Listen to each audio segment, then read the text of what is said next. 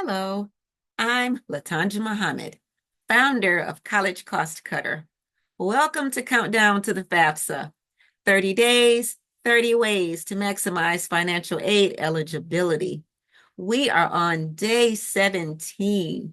If you are just joining us in this series, check out the description below this video where you will find the links to the previous 16 sessions in this series. Catch up with us. And let's go on today to talk about the parent education level.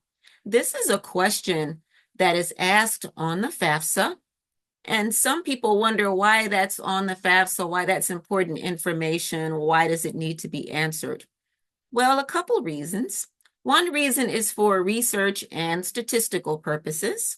And the second reason, which may be even more important to each individual student, is that if they are the first in their family to go to college, sometimes this can allow them to be eligible for first in college types of scholarships and grants that many colleges make available, as well as other scholarship and grant donating organizations and entities. So make sure you know your parents' education level reflected accurately on the FAFSA.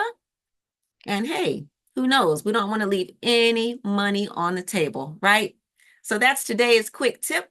Don't forget to like, share, subscribe, invite your friends and family to join and listen in on this very valuable information that we're sharing on this series, Countdown to the FAFSA.